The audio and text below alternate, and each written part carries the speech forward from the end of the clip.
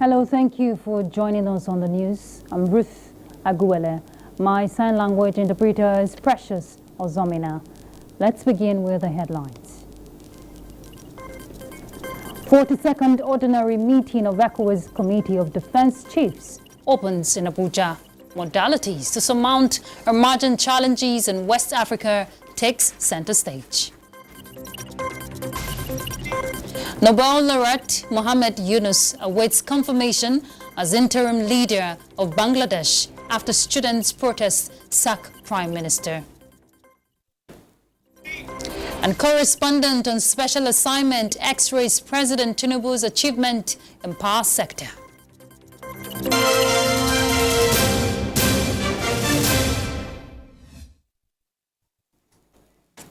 The opening ceremony of the 42nd Ordinary Meeting of the ECOWAS Committee of Chiefs of Defense Staff is underway at the Defense Headquarters, Abuja. Despite the absence of the defense chiefs of Mali, Burkina Faso and Niger, whom earlier announced their withdrawal from ECOWAS, key players called for greater regional cooperation to surmount emerging challenges in the region. Defense correspondent Najatu Tijani reports. Some of the challenges and emerging threats come against the backdrop of growing regional insecurity, aggravated by the recent withdrawal of Mali, Burkina Faso and Niger, which has left a security vacuum. This development required extraordinary political intervention, which obliged the Commission to pivot towards extraordinary sessions of the committee at the expense of holding at least one ordinary meeting per annum. It becomes obvious that it is only through our collective strength and shared expertise that we can effectively address those issues and work towards long-lasting solutions. This situation in the West African region. Your presence here today reflects a shared commitment and dedication towards building and maintaining a secure environment for the safety and well-being of our people. Then we need to ensure that democracy continues to flourish in our region. Stakeholders highlighted the emerging threats of organized crime, including human trafficking, drug smuggling, and cybercrime. In the coming days, one can expect to see more on regional security, counter-terrorism, and other salient issues in the region, including training and retraining of personnel and more joint cooperation. It is also expected that there will be a discussion on filling the gaps that the withdrawal has left, especially in the areas of counter-terrorism. The outcome of this meeting will be crucial in shaping ECOWAS' response to the emerging security threats in the region, say industry players. Najatu Tijani, NTA News. Moroccans are experiencing an increase in the cost of poultry. Reports say the price of a kilogram of poultry has risen from 17 to 25 dirhams and as high as even 30 dirhams depending on the city and neighborhood. Professionals link the high cost of poultry to the heat wave that is negatively affecting poultry farms. Mustafa Montasser, president of the National Association of Poultry Meat Producers, explained that a bird would typically weigh about 2.3 kilograms after 40 days of rain. However, he said the high temperatures slows down the growth of chicks and they will not exceed 1.9 kilograms after 50 days. As the Republic of Tanzania underscores sectoral reforms, the European Union has announced a substantial financial grant to support the government. Kolo Mohammed has details. This disbursement is aimed at fostering the socio-economic development and enhancing the resilience of Tanzanian citizens. The funding is allocated across 5 key sectors, each of which is crucial for the country's growth and stability. These are blue economy, targeted at developing the climate resilient blue economy along Tanzania's coastal regions, including Zanzibar and Indian Ocean. The funding will support reforms, capacity building, and enhance interministerial coordination. The Minister of Finance and Vice President Office of Environment will lead this effort. It also targets green and smart cities, focused on promoting sustainable urban development in Mwanza, Tanga, and Pemba. This support is aimed at improving living standards by enhancing environmental sustainability, creating economic opportunities, and improving public services, especially for women and youth. During the presentations, you will have seen that two particular aspects have been looked at: gender, with women-led enterprises, and blue economy, where we aim to really support all the activities that have to do with the ocean and the coastal areas. Another area of intervention is enhancement of domestic resource mobilization, support financial market infrastructure, and promoting public-private dialogue, particularly for micro, small, and medium enterprises. Kolo Muhammad, NTA News. After the protest initiated by students in Bangladesh that ousted the Prime Minister, Nobel laureate Muhammad Yunus has been appointed as the country's interim leader. Here is Kolo Muhammad again with the details. The 84-year-old Nobel laureate is said to be a well-known critic of Bangladesh's ousted Prime Minister Sheikh Hasina. The new leader has been lauded for his pioneering use of microloans. Yunus has weathered a storm of hostility and controversy in Bangladesh, especially from the ousted Prime Minister. He is currently on bail, appealing against the jail term. He has denied all charges, claiming that the attacks against him are politically motivated. Students who led the protest that unseated Prime Minister Hasina refused to accept the military-led government and demanded that Professor Yunus lead the interim administration. Interim government announced right now the concept of interim government who will be responsible for holding election, because we didn't have an election for many years now. So for the first time it will be an election, fair, everybody is happy that finally we're free, and corruption at every stage. Massive corruption by the head of the army. The new interim leader said he accepted to lead to honor the student sacrificial stands that released Bangladesh from the grip of the ousted Prime Minister Sheikh Hasina. Muhammad Yunus is due to return from Paris, where he is undergoing a minor medical procedure, and upon return to assume office as Bangladesh's new head of government. Kolo Muhammad, NTA News.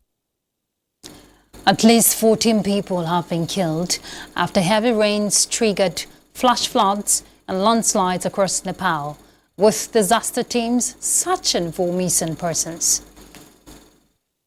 Amongst reported missing persons in Nepal include 9 policemen who were working with other agencies and locals to find victims affected by floods and landslides. Local authorities say monsoon rains from June and September bring widespread death and destruction every year across South Asia, even though the number of fatalities this year has increased. Experts blame climate change and increased road construction for exacerbating the problem. Parts of Nepal have been receiving heavy rainfall ceaselessly for close to a week, prompting disaster management authorities in the Himalayan nation to warn of flash floods. But the truth is that the most systemic threat to humankind remains climate change. And I believe it's my duty to remind it to the whole of the international community.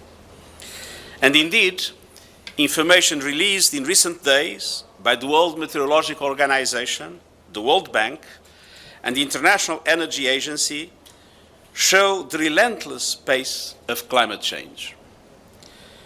This tsunami of data create a storm of concern. The world reached several dire milestones in 2017. The economic costs of climate-related disasters hit a record, $320 billion.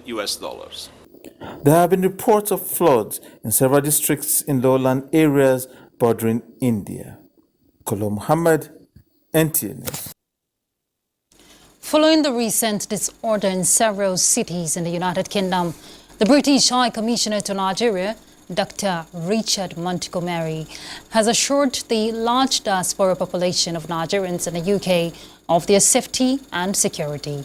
In a meeting in Abuja with Chairman, Nigerians and Diaspora Commission, Abike Dabiri Erewa, the UK High Commissioner said 12 towns in total were affected by the disorder and assured the UK government that they're doing everything possible to restore calm and normalcy to the affected communities, with the setup of 60 special courts comprising of the UK police and legal operatives to look into the criminal disorder. Dr. Montgomery equally informed that about 430,000 visa applications by Nigerians were successful this year, but advised visa applicants to apply by themselves and be circumspect of agents. The NIDCOM boss, while applauding the UK government for their timely interventions, particularly the arrests made so far, advised Nigerians in the UK to stay safe and be cautious of their surroundings, particularly at this time. To other news, with bold decisions and sustained interventions in the last 1 year, there are indications that Nigeria's power sector is on the right trajectory to power the nation and build a resilient economy. Joshua Ojito reports on some of the gains of the sector aimed at ensuring the availability, reliability, and affordability of the electricity supply nationwide.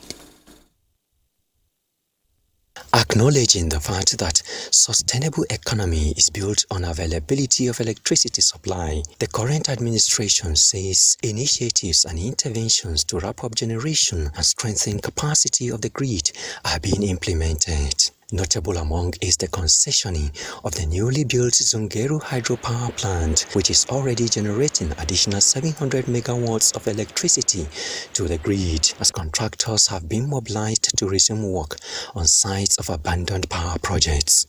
This perhaps is responsible for the current improvement in electricity supply nationwide as power generation increases. The electricity around this area is quite okay. It may not be 24 hours, probably it could be 15, some it could be 12, it depends, but it's still okay.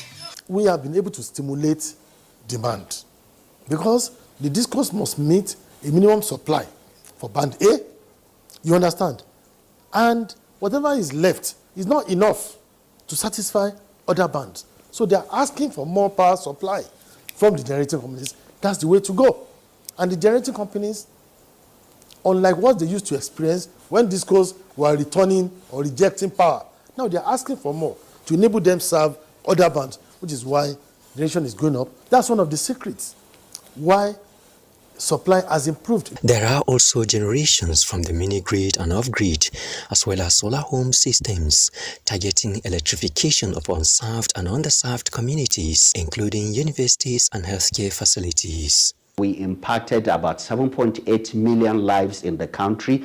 We have connected 1.8 million houses. We have developed 150 mini-grids and also deployed over 1.5 million solar home systems across the country. Although Nigeria is yet to achieve energy sufficiency, but industry players believe that if the current momentum of interventions in the sector are sustained, the country will achieve its target of improved supply nationwide.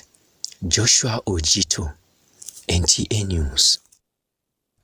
Contributions by the Niger workforce to the overall gross domestic product development cannot be overemphasized. Armed with this fact, organized labor has been at the forefront of negotiations, ensuring that workers are not shortchanged. Now, the new minimum wage of 70,000 naira was signed into law by President Bola Tinubu within just a few days of its passage by the National Assembly. Well, some analysts say this has projected the leadership style of the president as a leader who has the interest of the people at heart. Omenka Amarachukwu reports.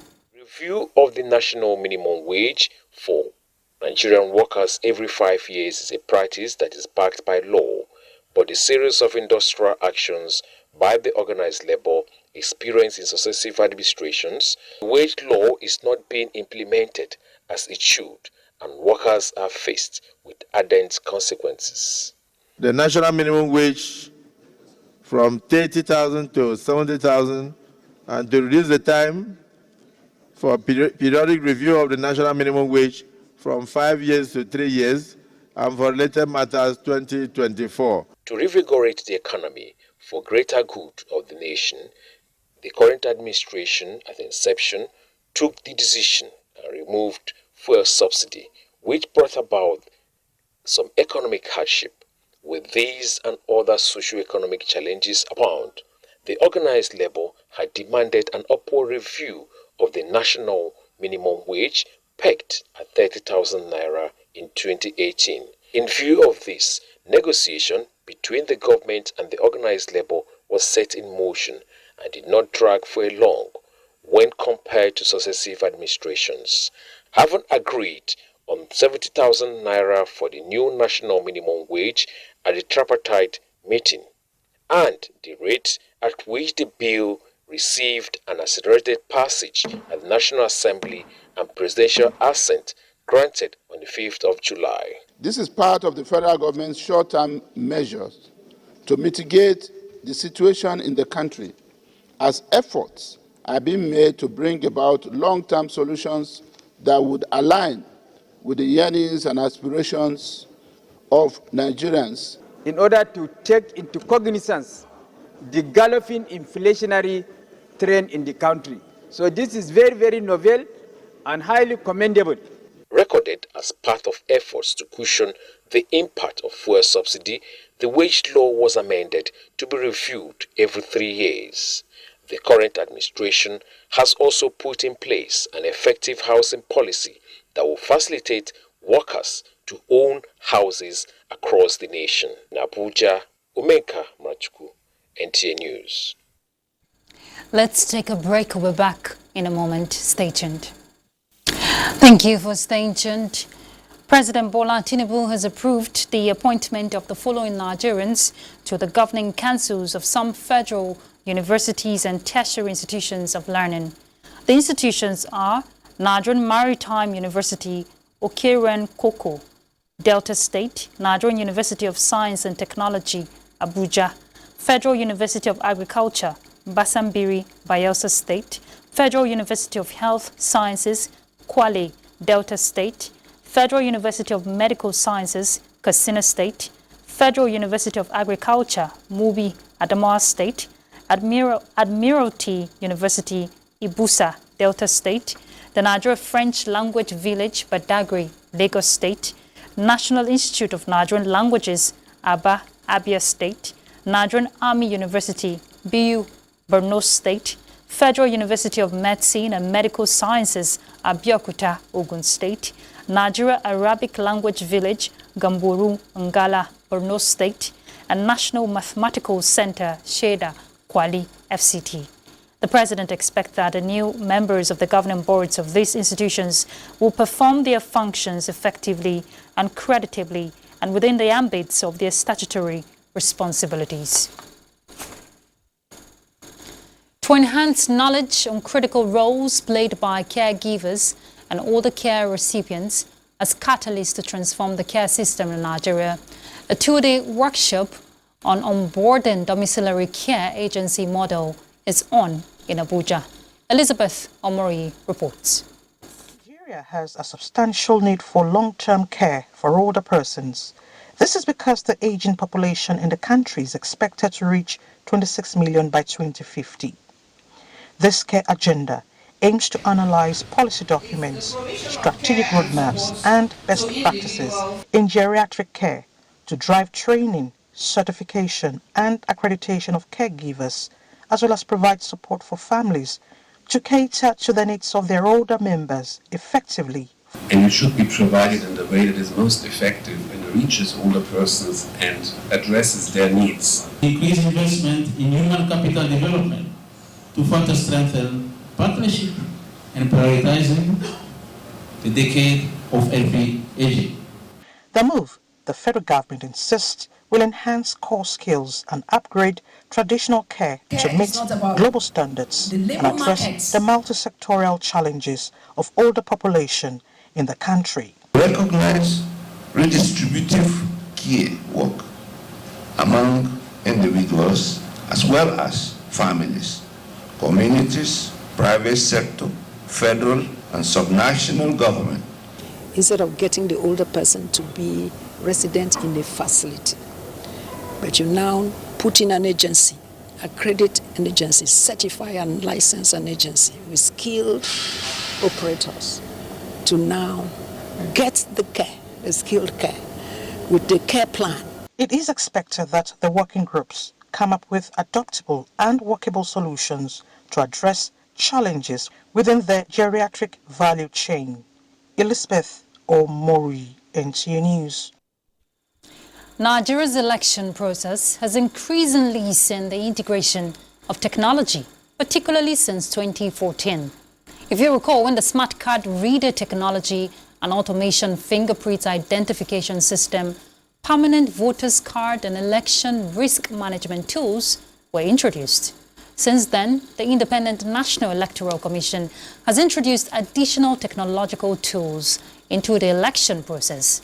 Now, these innovations have caught the attention of the Nigeria Civil Society Situation Room, which brought stakeholders to Abuja to dialogue further on election technology. Let's hear more from Timothy Yusuf. The continuous integration of technology in the nation's electoral system is meant to bring efficiency into the election process and enhance its credibility. However, despite this integration, public skepticism about the integrity of elections and the technological tools deployed has continued to grow, which in turn negatively affects citizens' confidence in the country's elections. While designers of technology can address the reliability issues and technical matters, the issue of the human factor is something that we collectively have to address. Very often, the conversations on election technology is driven around the role of INEC and other state institutions and how they use technology. But platforms like Situation Room are also increasingly integrating technology in the engagement of citizens and civil society organizations in the process. And we need to be able to leverage better that role of technology. It has been a decade since INEC began integrating technological tools into major aspects of the election process, and there are differing views about the efficiency and impact of these innovations. Therefore, the need for election stakeholders to review the current state of technology in Nigeria's elections, X-ray challenges of implementation and regulatory framework, broaden stakeholders' knowledge and clarify some misunderstandings around these tools. The INEC result wheel portal is not a collation system. The INEC result wheel portal is a system that allows results from the polling unit. The technology will not drive itself, and unless the political elite commit to clean elections, technology will only slow down their malicious intentions, but will not eliminate it. Representatives of political parties and selected civil society organizations from across the country were part of the stakeholders' dialogue.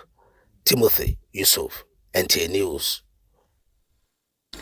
Nigeria is sailing smoothly towards becoming a pharmaceutical hub, with government and other relevant agencies working towards stimulating local production to meet the 10 to 20% target from level 0 by 2030.